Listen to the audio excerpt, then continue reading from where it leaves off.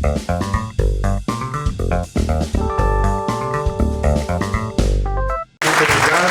Heloísa, agradeço, como também a doutora Silvia, terem se mantido dentro do tempo. Realmente, doutora Heloísa, a Comissão Nacional da Verdade trabalhou com muita angústia esse problema de como o Supremo Tribunal Federal trata esse tema. Eu acho que houve realmente quase que eu diria um azar, porque a decisão realmente muito infeliz do Supremo Tribunal Federal ao decidir pela validade da lei de anistia foi de 2010, um pouco antes da decisão da Corte Interamericana sobre o caso Gomes Lund.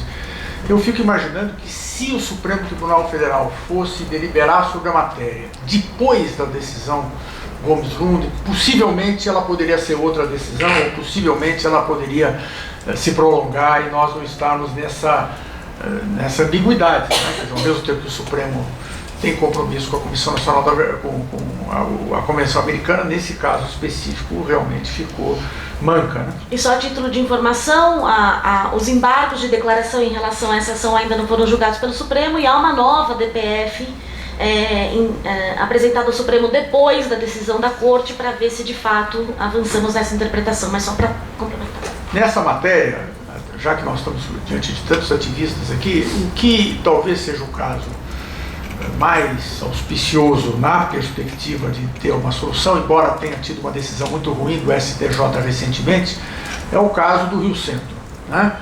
Porque o caso do Rio Centro objetiva a incriminação por um ato que é posterior à lei de anistia. O atentado ao show de 1º de maio no Rio Centro é de 1981, né? Quando a lei de anistia é de 79. E no caso do STJ, houve uma divisão entre os ministros.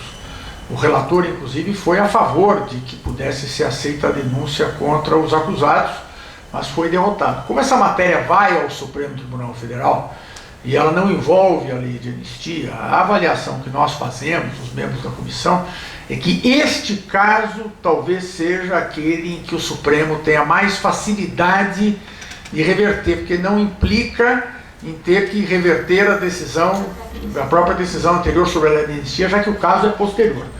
Então, este caso, eu insto a Conectas, insto, né, as defensorias, quer dizer, a terem atenção a este caso do Centro, porque é o caso que, desde já há alguns anos, nós acompanhamos com maior atenção, como sendo, as provas são evidentes, os fatos são inquestionáveis. O argumento do STJ foi prescrição, né? Não aceitou a tese, né, do ius cogens, do crime da humanidade, e ficou na regra técnica da prescrição, né? E isto é algo que realmente, esse caso pode, porque como ele não envolve diretamente a lei de anistia, se o Supremo Tribunal Federal, em relação a esse caso, toma uma posição boa e aceita a denúncia, isto indiretamente acabará tendo efeito depois nos outros casos, né? Mas é importante tentar conseguir a vitória arrebentando o elo mais fraco da corrente, que é esse aí, né? Se nós não conseguimos ganhar esse aí, não, esquece. Vamos passar agora à doutora Fabiana Severo, que é da Defensoria Pública Federal, que é realmente a instituição por excelência no tratamento do tema da aplicabilidade da Convenção Americana sobre Direitos Humanos. 15 minutos, então, doutora Fabiana, por favor. Obrigada, professor Pedro Dallari. Obrigada por ter satisfeito a expectativa da professora Heloísa de uma visão mais otimista depois da fala dela, porque eu não sei se eu vou conseguir corresponder a essa expectativa, professora Heloísa. Na verdade, eu preparei a minha fala, sabendo que pela ordem ali do cartaz estaria na sequência da sua fala, né, e, enfim, com tanta propriedade de conhecimento de causa sobre o STF, eu pensei, nossa, eu vou falar depois da professora Heloísa, que se debruça sobre todos os julgamentos do STF, o que eu posso trazer de contribuição. E aí eu pensei que eu poderia trazer de contribuição justamente um lugar de fala como defensora pública, ampliando um pouquinho o tema aqui da mesa, em vez de STF, a Convenção, o Sistema de Justiça Brasileira, a Convenção. Vou trazer um pouquinho sobre a base, escolhi a base do sistema de justiça, essa atuação na base, e escolhi aqui como, quando eu preparei a minha fala, eu vou trazer a partir de uma categoria que foi usada pela Corte Interamericana de Direitos Humanos, que é da discriminação estrutural e histórica. Então, o olhar da Corte Interamericana de Direitos Humanos em relação ao sistema de justiça brasileiro, no caso, especificamente aqui no caso da Fazenda Brasil Verde, trouxe essa categoria, e eu queria explorar aqui em duas vertentes. Isso quando estava preparando a minha fala. Mas antes disso, só me permita um parênteses, que quando estava preparando essa fala eu também estava muito feliz por estar aqui com vocês na manhã de hoje.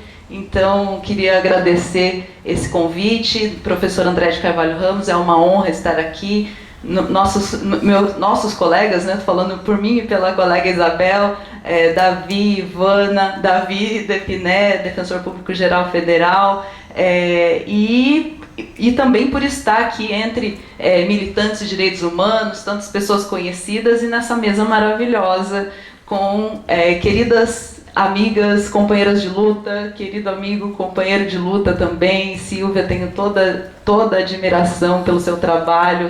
Silvia conhece tudo de Brasília, nos ensina muito pela Conectas, uma entidade que a gente respeita, admira muito, assim como a Justiça Global. Nós trabalhamos lá no Conselho Nacional de Direitos Humanos, com a Sandra Carvalho, com a Glaucia, o pessoal da Justiça Global. Enfim, a sociedade civil tem acumulado muito, né, nessa temática, e a gente está com parcerias maravilhosas. E aqui, ao meu lado, na nossa parceria com Defensoria Pública e CADU, a gente também está conseguindo fazer alguma litigância estratégica e, por fim, não menos importante, a parceria que temos aqui com o Ministério Público Federal nessa vertente de direitos humanos, com o Cláudio não, né? Cláudio é o sobrenome, com o Walter Cláudio Rotenberg, que é o nosso parceiro de missões no Conselho Nacional de Direitos Humanos, na defesa de povos, comunidades tradicionais. Então é uma honra estar aqui, principalmente presidida, né, mesmo pelo professor Pedro Dallari, com toda a sua bagagem institucional. Então eu queria fazer esse registro, esse agradecimento especial, porque afinal de contas é aniversário da Convenção Americana de Direitos Humanos, mas eu me senti foi muito presenteada por estar aqui na manhã de hoje. E voltando aqui para a nossa categoria, que é muito, em muitos julgados, né, da Corte Interamericana de Direitos Humanos, nós temos bastante reforçada essa lógica da discriminação, né? Inclusive num julgado que participou a colega Ivana, falando, trazendo direito social à saúde, no caso Poblete-Vites versus Chile, também traz essa lógica da discriminação. E aqui, especificamente no caso da sentença da Fazenda Brasil Verde versus Brasil, a Corte, olhando para a realidade brasileira, para o sistema de justiça brasileiro, chegou à conclusão de que há uma discriminação histórica e estrutural em razão de raça, origem e em razão de posição econômica. No caso, né, o caso de trabalho escravo é bastante conhecido, em que a Corte ressalta essa discriminação histórica e estrutural que acontece em relação a homens jovens negros, pobres, oriundos de regiões muito pobres do país, analfabetos, sem identificação civil, migrantes, né? A Corte verifica que essa é uma situação de responsabilização do Estado brasileiro num sentido amplo, porque já traz uma discriminação histórica e estrutural e que viola direitos humanos, além de depois o sistema de justiça também não ter oferecido resposta, mesmo quando constatado, quando ocorrido o resgate daqueles trabalhadores de situação análoga de escravo ou de escravidão contemporânea. E aí eu queria comparar, até porque além de nós atuarmos na Defensoria Pública da União na defesa de trabalhadoras e trabalhadores vítimas de trabalho escravo, eu também tive a honra e o privilégio de fazer o mestrado aqui nessa casa sobre o tema do trabalho escravo, e nesse estudo eu fiz um levantamento de todas as decisões dos TRFs, e eu só vou mencionar aqui para vocês alguns fundamentos de decisões, isso para ver como que o sistema de justiça brasileiro lida, né, com essa questão do trabalho escravo, qual o olhar do sistema de justiça brasileiro diante enfim, um olhar de banalização do trabalho escravo em comparação com a perspectiva da Comissão e da Corte Interamericana de Direitos Humanos. Bom, então eu trouxe alguns exemplos para trazer aqui, tem os números dos julgados, etc., mas só como exemplo, né, em posição diametralmente oposta, então, a essa visão da discriminação histórica, estrutural, né, racial e de posição econômica. Aqui tem, por exemplo, TRF1 fala que... assim, não caracterizando o trabalho escravo, né, apesar de submissão de trabalhadores à jornada exaustiva, ou seja, o que está expressamente previsto em lei, por se tratar de situação que envolvia, aspas, necessidade de colheita imediata de safra perecível, considerada uma circunstância comum no campo, exigindo um esforço extra de mão de obra. Ou então, outro caso também, apelação criminal TRF1, condições degradantes de trabalho são um retrato da própria realidade interiorana do Brasil, né? Essa situação de banalização, de achar que isso é normal. TRF da 5ª Região tem pérolas ainda mais incríveis. Apelação criminal que menciona que a ausência de local para se abrigar do sol da chuva, para realizar necessidades fisiológicas, a ausência de fornecimento de água suficiente para se hidratar, quem trabalha exaustivamente sob o sol, seriam condutas que violam meramente direitos trabalhistas e não direitos humanos. Outro exemplo do TRF-5 da 5ª Região fala ao final de também uma longa exposição, né, de pessoas que são expostas a agrotóxicos, ausência de instalações sanitárias, de asseio e higiene adequados, ausência de fornecimento de água potável, ausência de refeitório. Embora representem infrações à legislação trabalhistas, não são elas diferentes da realidade de trabalho de muitos empreendimentos agrícolas do Nordeste. Ou que esses fatos não se afastam da realidade social, infelizmente, vivenciada pelas pessoas pobres residentes nas cidades do interior nordestino, que delas saem para arriscar uma ocupação qualquer em outras plagas. TRF da 5ª Região, condições são de fato precárias, mas não destoam da realidade vivida na zona rural nordestina. E por fim, o último que eu selecionei para trazer aqui hoje é um habeas corpus também da 5ª Região, que diz que a conduta estaria justificada pela situação de emergência da obra, que não poderia parar, sob pena de acarretar prejuízos inimagináveis. Bom, então isso é para ilustrar como que o sistema, apesar, né, e aqui eu faço um contraponto até entre entendimentos do STF com o que acontece na base até nos tribunais, né, no escalão intermediário do sistema de justiça brasileiro, que na verdade reforça essa lógica da discriminação histórica e estrutural.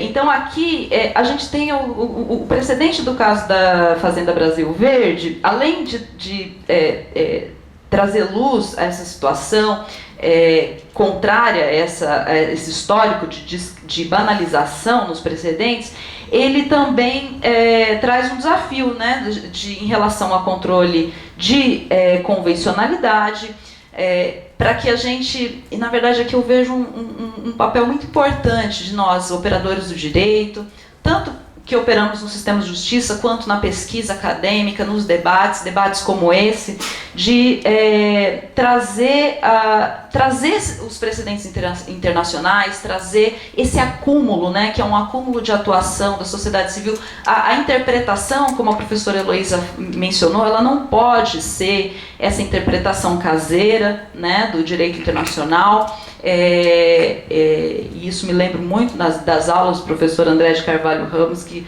falava bastante da necessidade de uma interpretação que não seja da cabeça, né, do próprio juiz que leu o tratado. Enfim, tem todo um acúmulo de fontes, das mais diversas fontes de direito internacional para orientar a interpretação internacionalista. E aqui uma questão, diante desse precedente do caso Fazenda Brasil Verde, como vai ficar essa situação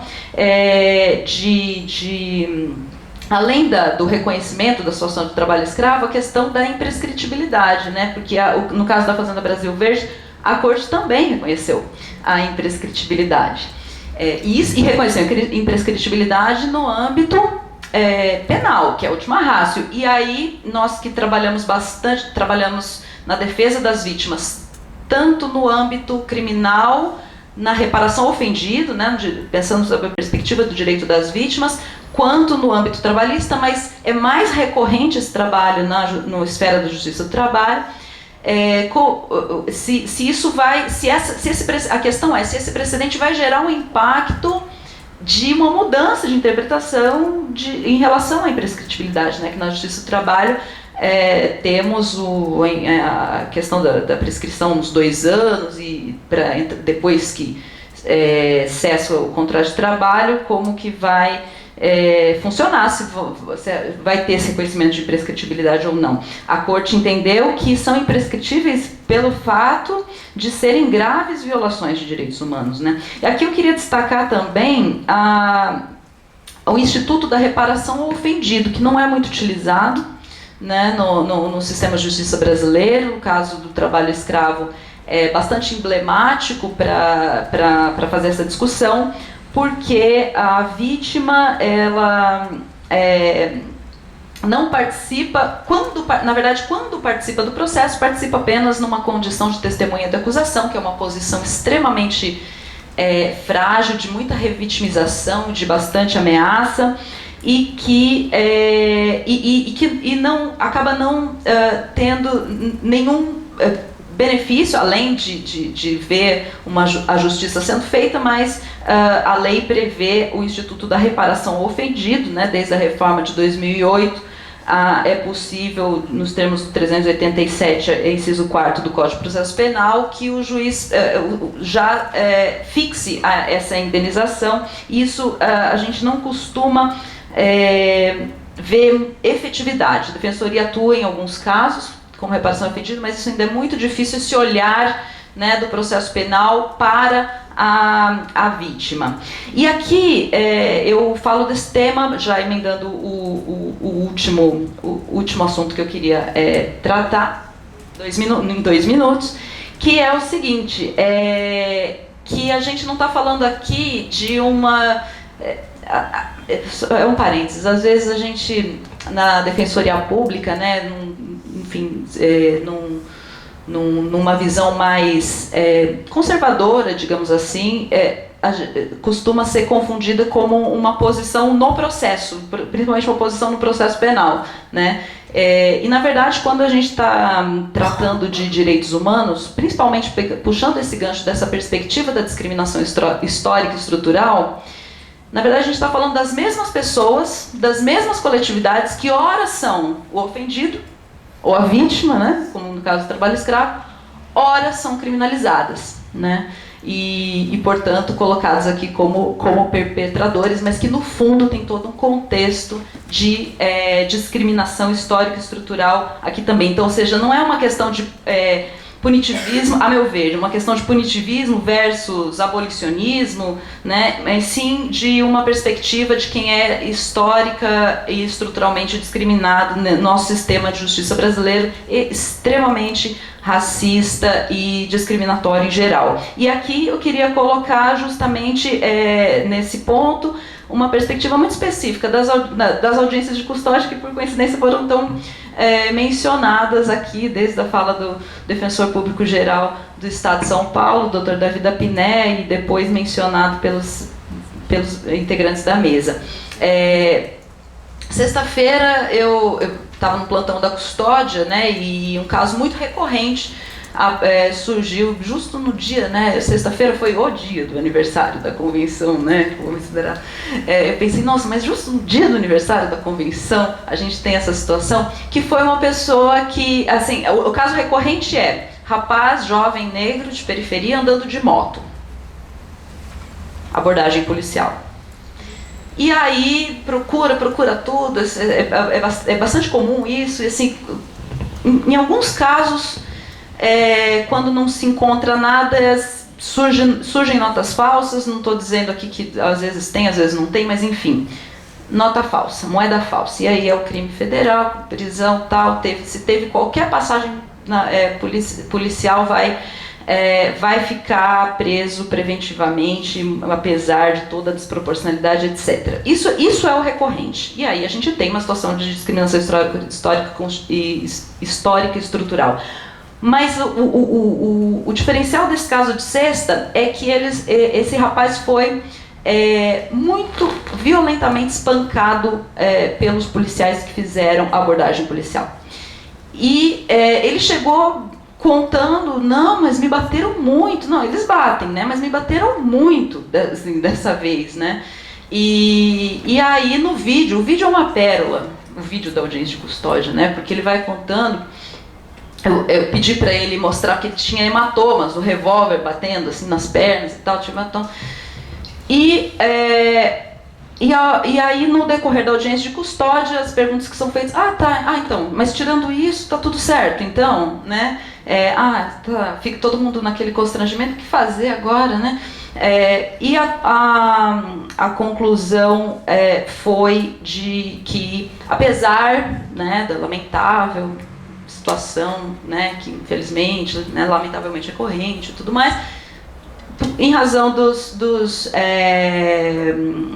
de um inquérito policial em aberto, etc., ele deveria ser mantido preso preventivamente. E a gente lembra que a audiência de custódia também serve para prevenir tortura, né? Olha, então o perigo do que está acontecendo, né? E aqui defendendo veementemente a audiência de custódia, mas a audiência de custódia não pode servir para legitimar a tortura através de uma chancela do Poder Judiciário. Isso no Rio de Janeiro já tinha notícia, né, Renata, de que tinha acontecido no caso da intervenção federal. Em alguns episódios eu já tinha ouvido falar. Nesse caso eu vi numa situação que passaria de forma absolutamente invisibilizada no sistema de justiça. E qual que é o nosso compromisso aqui? É levar esses casos aos tribunais, ao STF, enfim, a gente não pode se calar diante desse caso. Então, o que eu queria dizer para concluir, então, é isso, né? De um lado, a gente tem esse compromisso, né, de emancipar sujeitos e lutas por direitos, né? E aqui eu trouxe esses dois casos específicos, mas gostaria de só mencionar também outras lutas, né, pela não criminalização da liberdade de expressão. Estava conversando com o senhor Paulo, né, que a gente vive um contexto muito autoritário de criminalização da liberdade de expressão, especialmente por servidores públicos e autoridades públicas usando criminalização como um meio de calar as lutas e silenciar, enfim, a liberdade, enfim, outras lutas emancipatórias, como liberdade sobre o próprio corpo, liberdade sexual e reprodutiva de mulheres, liberdade dos modos e vidas tradicionais, né, como